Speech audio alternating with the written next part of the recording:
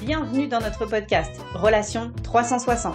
C'est un espace où on explore, on analyse et on remet en question la relation avec soi, la relation à l'autre et la relation aux autres. Notre mission, vous apporter de nouvelles perspectives. Alors, accrochez-vous, on fait un 360 ensemble. Salut Tina! Coucou ma chérie. De quoi on parle aujourd'hui? Si on parlait des piliers fondamentaux d'une relation. C'est là où on va vraiment voir où est-ce qu'on s'accorde, les points d'accord et les points de désaccord finalement. C'est ça? Mais c'est surtout, c'est que tu pars, tu fais n'importe quel projet, tu as les fondamentaux. Tu sais quelle base sur laquelle tu vas construire ta maison, sur laquelle tu vas bâtir ton entreprise, mais on ne regarde pas sur quelle base on construit une relation. C'est un peu dommage. Alors moi, je te propose 4 piliers fondamentaux que j'estime, avec mes 38 ans de mariage, qui sont peut-être importants. Alors, je dirais que vraiment, d'abord, il y a la communication. On est d'accord? Si je ne sais pas comment parler avec toi, si tu n'oses pas me dire les choses, si je n'ai pas les outils lorsque nous sommes en conflit pour savoir comment nous allons communiquer, il va y avoir un Ça sera pas souci. possible. Donc ça, c'est le comment. Est-ce que je sais communiquer avec l'autre? Est-ce que je m'autorise à communiquer avec l'autre? Et c'est pas juste dire bonjour, il fait beau dehors, est-ce qu'on va faire du shopping? Tu vois là, c'est profondément est-ce que j'ai l'habilité et la liberté de dire et d'entendre ce que l'un et l'autre a communiqué, quoi.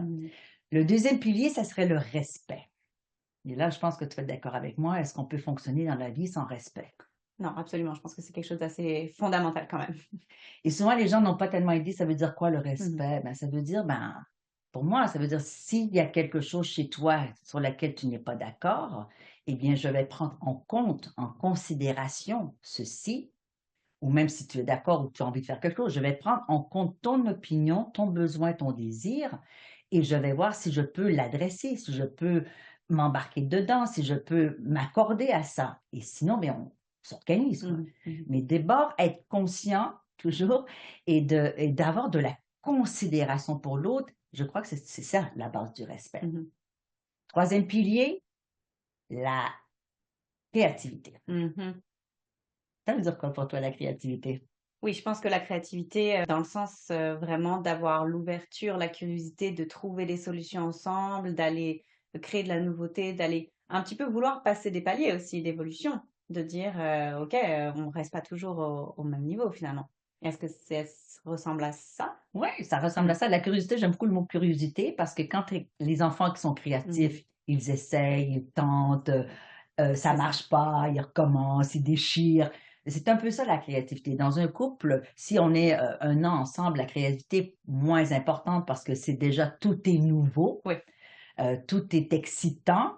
Donc, on est à la recherche de l'autre et c'est merveilleux. Mais quand le temps s'installe, eh bien, la monotonie rentre. La routine rentre, les problèmes arrivent, tout ce qui est pénible finalement. Donc, il faut pouvoir mettre du pétillant. Certains vont dire qu'il faut mettre du piquant. Mais moi, je pense que c'est surtout qu'il faut mettre de la créativité. Est-ce qu'on peut faire des activités différentes ensemble? Est-ce qu'on peut aller rencontrer des gens différents? Est-ce qu'on peut cuisiner de façon différente, toi? Ça peut être aussi une créativité intellectuelle, c'est-à-dire, Totalement. exemple, ok, ben moi, récemment, j'ai pensé à ça et ça m'a fait un peu switcher sur telle opinion ou telle chose qui se passe à l'intérieur de moi, quelque chose de nouveau, en fait, à l'intérieur de mon monde personnel, où tu le partages et où ça va faire comme, ah, ok, cool. Ben, encore une fois, l'histoire de la curiosité, mais ça peut être ça aussi, de switcher de perspective ensemble. J'aime ça. Totalement. J'aime ce pilier-là. Parce qu'en plus, la créativité, ça permet d'aller vers autre chose. C'est toujours pareil, c'est de sortir. Il n'y a personne qui a envie de vivre une même relation avec la même personne pendant 100 ans en changeant rien. Je veux dire, je ne sais pas qui, mais en tout cas, je ne crois pas que ce soit ni toi ni moi. C'est pas très stimulant, mais non, on ne fait pas partie de cette catégorie-là, ça c'est sûr. Et même au niveau intimité, je veux dire, quand on regarde que dans les couples, au bout d'une année, la femme s'emmerde au lit. Vraiment, les statistiques nous alertent. Un homme va mettre 10 ans avant de s'emmerder. Donc déjà, effectivement, il y a un décalage. On n'est pas sur le même. En tout cas, pour ce domaine-là spécifiquement, ouais, c'est ça.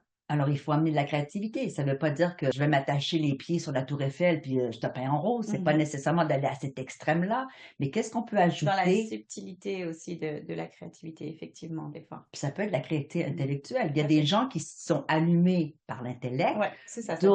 d'autres par le toucher, Tout à fait. d'autres par les vibrations, Mmh. d'autres donc c'est quoi? Être curieux de l'autre et Mmh. aller à la recherche de tout ceci. Je crois que c'est fondamental. Mmh.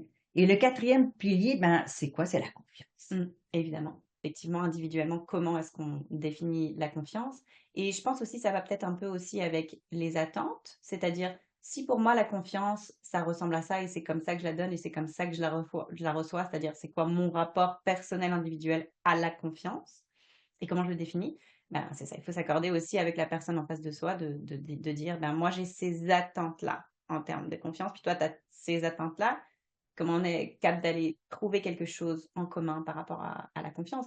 Mais il y a pas de, je trouve qu'effectivement, il y a pas de relation sans confiance, quelle que soit la relation, même C'est effectivement professionnellement. Je pense que toutes les 2 on a des exemples très personnels de relations, à tous les niveaux où est-ce que, bah, ça marche pas sans confiance. Ça marche pas sans confiance parce que à partir du moment où il y a une confiance, je trouve qu'il y a quelque chose qui s'ouvre à l'intérieur, la cellule s'ouvre et puis tu es vraiment en mode: «OK, là, on parlait de sécurité, bah, c'est ça, je me sens en sécurité». Puis là, tu ouvres la porte, puis tu ouvres la fenêtre, puis il y a des choses qui se passent. Mais sans confiance, tu restes en fermeture, tu restes en physiquement. fermeture, puis c'est frustrant Tout à fait. parce que manque de confiance, ça veut dire que tu t'installes dans une espèce de peur Ouais, aussi. absolument. Alors, à l'heure actuelle, c'est compliqué pour les couples d'être en confiance parce qu'il y a tellement de possibilités de briser leur confiance sans que l'autre le sache. Mmh, mmh, OK? mmh, Puis on pense que c'est les petits micro-trucs, que c'est pas important, mais ça a beaucoup d'importance parce que la confiance, ça se construit du goutte à goutte et ça se casse avec un coup de pied dans le mmh. bucket. Mmh, mmh, mmh, Ça tout à fait. prend une fraction de seconde à briser 100% la confiance de quelqu'un, Mmh mh. puis ça prend une éternité Pour à reconstruire. reconstruire. Donc, donner confiance, de accorder sa confiance à quelqu'un, c'est un précieux cadeau. Mmh. Ça veut dire qu'on se met dans la vulnérabilité et je risque à quelque part quelque chose. Il y a un risque quand on fait confiance à quelqu'un. Tout à fait. Donc, pour revenir un petit peu au respect qu'on avait parlé, c'est-à-dire que si je ne respecte pas tes limites, je ne respecte pas la personne que tu es, tes désirs, tes Mmh. besoins, etc., bien, ça veut dire que je peux briser cette confiance-là parce que je n'ai pas de respect pour toi. En fait, tout c'est intéressant ce que tu dis parce que tous ces piliers-là, finalement, sont constamment en interaction.